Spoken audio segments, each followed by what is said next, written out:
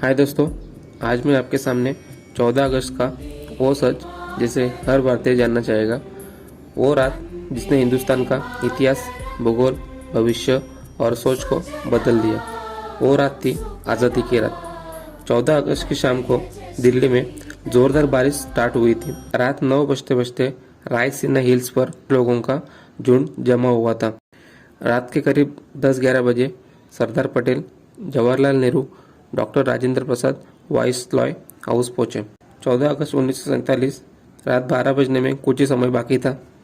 तभी पंडित जवाहरलाल नेहरू जी ने 2 लाइनें कहकर अपना प्रवचन स्टार्ट किया, और वो लाइनें थे ये।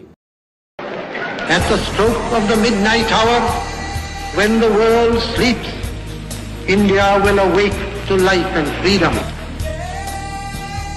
A moment comes, which comes but rarely in history, when we step out from the old to the new, when an age ends, and when the soul of a nation, long suppressed, finds utterance.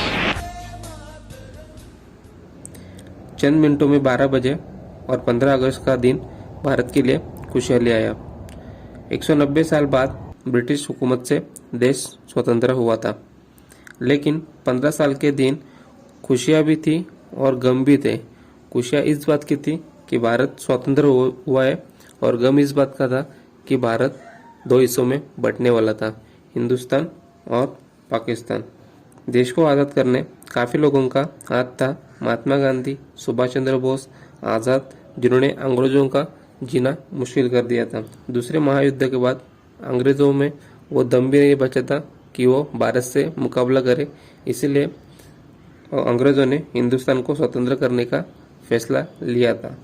इसलिए Mountbatten को भारत का आखिरी vice Roy बनाया था, ताकि भारत को legal तरीके से स्वतंत्रता मिले। अंग्रेजों ने स्टार्टिंग में भारत को 3 जून को स्वतंत्र करने का निर्णय लिया था, लेकिन मोहम्मद अली जी ने पाकिस्तान को अलग करने की ठान ली थी, जिस कारण देश में कई जगह हिंसा और दंगे चल रहे थे। काफ़ी परिस्थिति बिगड़ चुकी थी, इसलिए अंग्रेजों ने हो सके जितना जल्दी भारत को स्वतंत्र करने का फैसला लिया था, क्योंकि भारत और पाकिस्तान अलग करना था, तो काफ़ी बड़े बड़े दंगे हो रहे थे हिंदू मुस्लिम में। इसलिए अंग्रेज भी डर चुके थे, और उनका भी फैसला यही था कि जितना जल्दी हो सके उतना जल्दी भारत को 2 हिस्से में बांट दे। सबसे बड़ा क्वेश्चन है कि स्वतंत्रता के लिए 15 अगस्त का दिन ही क्यों चुना गया। इसका जवाब है कि सिर्फ भारत ही नहीं शुभ अशुभ मानता था, बल्कि अंग्रेज भी शुभ अशुभ को मानने लगे थे। माउंटबेटन मानता था कि 15 अगस्त शुभ है, क्योंकि 15 अगस्त 1945 को जापान ने शरणागति स्वीकारी थी। इसलिए बेटन के अनुसार 15 अगस्त ये दिन मित्र राष्ट्र के लिए अनुकूल है। और रात को 12 बजे का ही समय क्यों चुना गया, तो भारतीय ज्योतिषी के अनुसार 12 बजे का समय काफ़ी शुभ था, और उन्होंने पंडित जवाहरलाल नेहरू जी को बताया गया था कि आपका जो स्पीच होगा वो आपको 12 बजे से पहले ही ख़त्म करना है। वो उस समय के अनुसार हुआ था, और इस तरह भारत को स्वतंत्र मिला। दोस्तों, 15 अगस्त को हमें क्या करना चाहिए, हमें इस बात पे काफ़ी ध्यान देना चाहिए। हम अभी स्वदेशी संस्कृति भूलकर विदेशी संस्कृति अपना रहे हैं। कोई भी देश एक ज़मीन का टुकड़ा नहीं होता, बल्कि एक संस्कृति होती है।